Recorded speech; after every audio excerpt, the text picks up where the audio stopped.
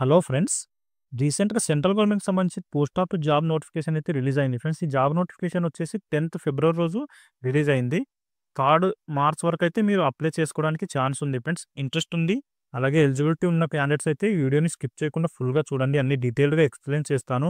దీనికొచ్చేసి 10థ్ క్వాలిఫికేషన్ ఉన్న క్యాండిడేట్స్‌ని రిక్రూట్ చేసుకుంటున్నారు ఫ్రెండ్స్. 10థ్‌లో పాస్ అవుట్ అయ్యి ఉంటే సరిపోతుంది.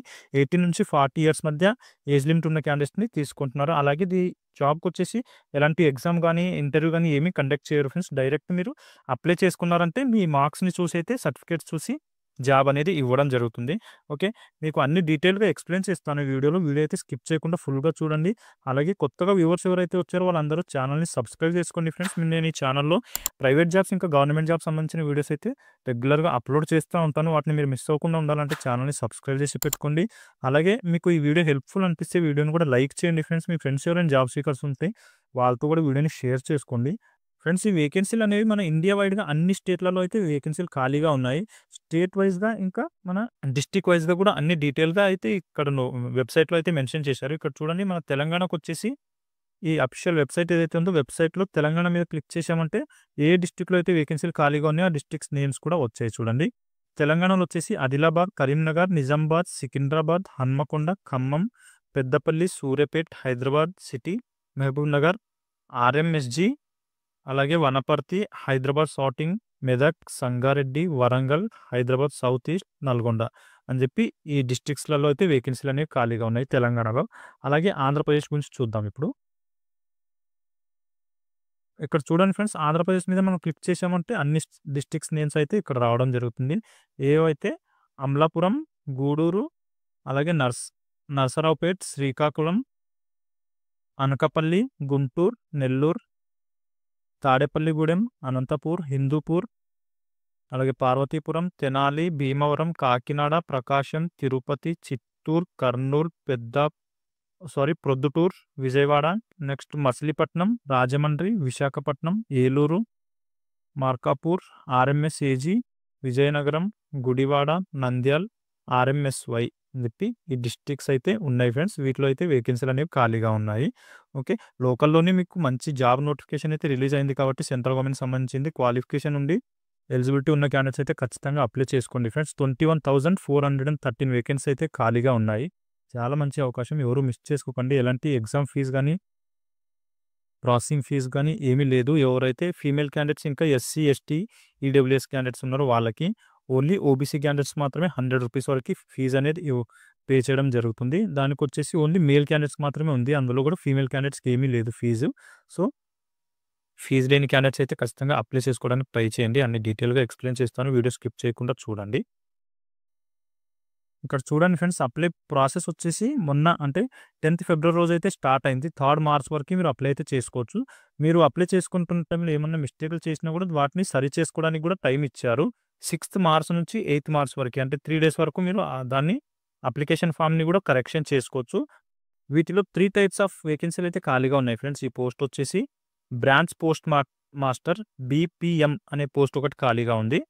నెక్స్ట్ వచ్చేసి అసిస్టెంట్ బ్రాంచ్ పోస్ట్ మాస్టర్ అని చెప్పి ఈ యొక్క పోస్ట్‌లో కూడా వేకెన్సీలు అనేవి ఖాళీగా ఉన్నాయి. ఏబీపీఎం అని చెప్పి అంటారు షార్ట్‌లో. నెక్స్ట్ వచ్చేసి డాక్ సేవక్ అని చెప్పి ఉంది. ఈ పోస్ట్‌లో కూడా వేకెన్సీలు అనేవి ఖాళీగా ఉన్నాయి. 3 పోస్ట్‌లలో వేకెన్సీలు ఖాళీగా ఉన్నాయి. వీటిని ఫుల్‌ఫిల్ చేయడం కోసం అయితే ఈ నోటిఫికేషన్ అనేది రిలీజ్ చేశారు. దీనికి సంబంధించి అన్ని డీటెయిల్స్ అయితే ఈ పీడీఎఫ్‌లో క్లియర్‌గా ఉన్నాయి ఫ్రెండ్స్. మీరు ఒకసారి పీడీఎఫ్‌ని కూడా రీడ్ చేసి ఆ తర్వాతకి అప్లై చేసుకోవడానికి వెళ్ళండి. నేను మెయిన్ పాయింట్స్ అయితే ఈ వీడియోలో కవర్ చేస్తాను. ఇక్కడ చూడండి ఫ్రెండ్స్, బీపీఎం అనే పోస్ట్ ఏదైతే ఉందో దీనికొచ్చేసి 12,000 సాలరీ అయితే పే చేయడం జరుగుతుంది స్టార్టింగ్ నుంచే. 12,000 నుంచి ₹29,380 వరకు సాలరీ అనేది పే చేస్తున్నారు. అలాగే ఏబీపీఎం ఇంకా డాక్ సేవక్ అనే పోస్ట్ ఏదైతే ఉందో దీనికొచ్చేసి 10,000 నుంచి ₹24,470 అయితే సాలరీ అనేది పే చేయడం జరుగుతుంది మీకు. ఈ జాబ్స్‌కి ఏజ్ లిమిట్ వచ్చేసి 18 ఇయర్స్ నుంచి 40 ఇయర్స్ వరకు ఉన్న క్యాండిడేట్స్ అయితే అప్లై చేసుకోవచ్చు ఫ్రెండ్స్. చాలా ఎక్కువగా ఏజ్ లిమిట్ ఉంది కాబట్టి అందరూ అప్లై చేసుకోవడానికి అయితే ట్రై చేయండి. వితిన్ ఏజ్ లిమిట్‌లో ఉన్న క్యాండిడేట్స్. ఇది సెంట్రల్ గవర్నమెంట్ సంబంధించింది కాబట్టి as per central government norms ప్రకారం మనకి ఏజ్ రిలాక్సేషన్ కూడా ఉంది. దాని గురించి కూడా చూద్దాం ఇప్పుడు. ఇక్కడ చూడండి, ఎస్సీ, ఎస్టీ క్యాండిడేట్స్ ఎవరైతే ఉన్నారో వాళ్ళకొచ్చేసి 5 ఇయర్స్ పాటు ఏజ్ రిలాక్సేషన్ ఇచ్చారు. అలాగే ఓబీసీ క్యాండిడేట్స్‌కి వచ్చేసి 3 ఇయర్స్ పాటు ఏజ్ రిలాక్సేషన్ అనేది ఇవ్వడం జరుగుతుంది. ఈడబ్ల్యూఎస్ క్యాండిడేట్స్ ఎవరైతే ఉన్నారో వాళ్ళకి మాత్రం ఎలాంటి రిలాక్సేషన్ కూడా లేదు ఫ్రెండ్స్. వీళ్ళకి 40 ఇయర్స్ వరకు మాత్రమే అప్లై చేసుకోవచ్చు మీరు. నెక్స్ట్ పీడబ్ల్యూడీ ఫిజికల్లీ హ్యాండిక్యాప్డ్ ఉన్న క్యాండిడేట్స్‌కి వచ్చేసి 10 ఇయర్స్ పాటు ఏజ్ రిలాక్సేషన్ ఇచ్చారు. 40+10 అంటే 50 ఇయర్స్ ఉన్న క్యాండిడేట్స్ కూడా అప్లై అయితే చేసుకోవచ్చు. అలాగే ఓబీసీ కేటగిరీకి సంబంధించిన క్యాండిడేట్స్‌లో ఎవరైనా ఫిజికల్లీ హ్యాండిక్యాప్డ్ ఉంటే వాళ్ళు వచ్చేసి 13 ఇయర్స్ వరకి ఏజ్ రిలాక్సేషన్ ఉంది. అలాగే ఎస్సీ, ఎస్టీలో ఎవరైనా హ్యాండిక్యాప్డ్ ఉంటే వాళ్ళకొచ్చేసి 15 ఇయర్స్ పాటు ఏజ్ రిలాక్సేషన్ అనేది ఇవ్వడం జరిగింది.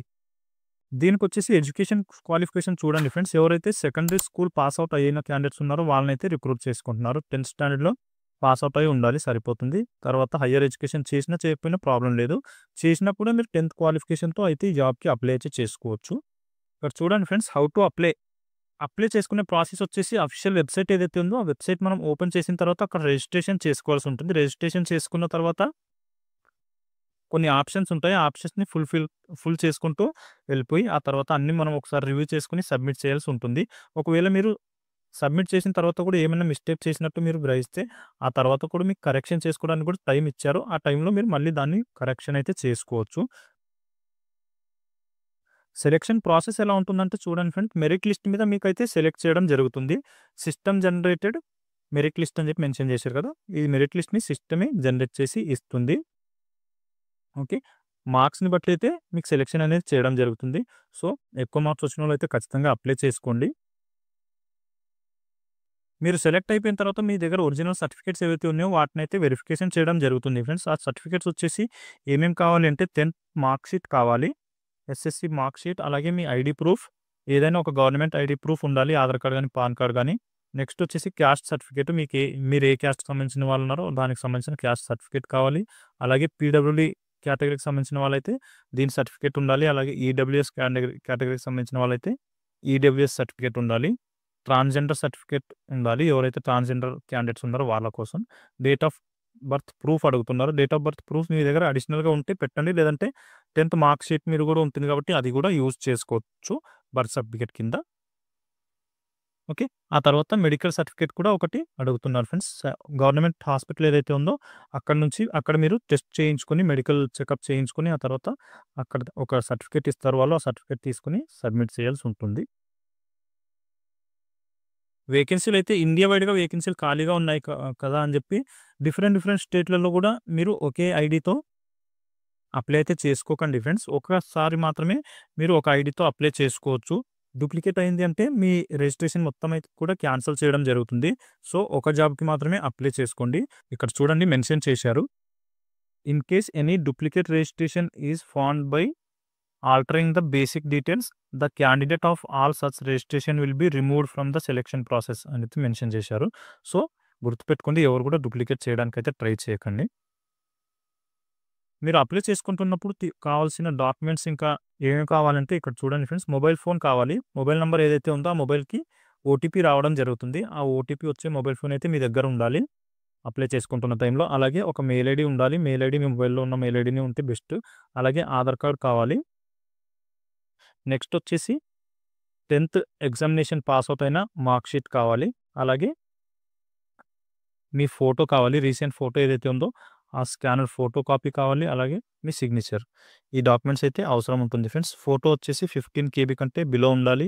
సిగ్నేచర్ వచ్చేసి 20 కేబీ కంటే బిలో ఉండాలి దాని సైజు. ఓకే. అంతా ఎడిట్ చేసుకొని పెట్టుకొని ఆ తర్వాత అయితే మీరు అప్లై చేసుకోవడానికి వెళ్ళండి. ఇక్కడ చూడండి ఫ్రెండ్స్, పేమెంట్ ఆఫ్ ఫీజ్ గురించి ఇక్కడ మెన్షన్ చేశారు. ఎవరైతే జనరల్ కేటగిరీ అలాగే ఈడబ్ల్యూఎస్ కేటగిరీకి సంబంధించిన క్యాండిడేట్స్ ఉన్నారో వాళ్ళకి మాత్రం ₹100 అయితే పే చేయాల్సి ఉంటుంది ఫ్రెండ్స్. ఈ కేటగిరీకి సంబంధించిన క్యాండిడేట్స్ కూడా ఎవరైతే మేల్ క్యాండిడేట్స్ ఉన్నారో వాళ్ళు మాత్రమే ₹100 పే చేయాలి. ఫీమేల్ క్యాండిడేట్స్‌కి ఎలాంటి ఫీజు కూడా లేదు. ఇక్కడ చూడండి, ఫీమేల్ క్యాండిడేట్స్ ఇంకా ఎస్సీ, ఎస్టీ, పీడబ్ల్యూడీ కేటగిరీకి సంబంధించిన క్యాండిడేట్స్‌కి అయితే ఎలాంటి ఫీజు కూడా తీసుకోవట్లేదు. మీరు ఫ్రీగానే అప్లై అయితే చేసుకోవచ్చు. 10థ్‌లో పాస్ అయ్యి ఉంటే సరిపోతుంది ఫ్రెండ్స్. ఫ్రీగానే ఉంది కాబట్టి అప్లై అయితే చేయండి. లక్‌గా వస్తే రావచ్చు. పోయేదైతే ఏమీ లేదు. జస్ట్ పోతే ఒక హాఫ్ ఎన్ అవర్ టైం మాత్రమే మీది పోతుంది అప్లై చేస్తున్న టైంలో. అంతకుమించి పోయేదేం లేదు. ఎగ్జామ్‌కి కూడా మీరు ప్రిపేర్ అవ్వాల్సిన అవసరం లేదు. ఇంటర్వ్యూకి కూడా అటెండ్ అవ్వాల్సిన అవసరం లేదు కాబట్టి మంచి అవకాశం. షార్ట్ లిస్ట్ అయ్యారు అంటే డాక్యుమెంట్స్ తీసుకొని వెళ్తే సరిపోతుంది. అక్కడ వాళ్ళు వెరిఫై చేసి ఒక స్టాంప్ ఏసి మీకు సెలక్షన్ అనేది చేయడం జరుగుతుంది. ఇక్కడ చూడండి ఫ్రెండ్స్, ఏ స్టేట్ వాళ్ళకి ఏ లోకల్ లాంగ్వేజ్ రావాలి అని చెప్పి కూడా ఇక్కడ మెన్షన్ చేశారు.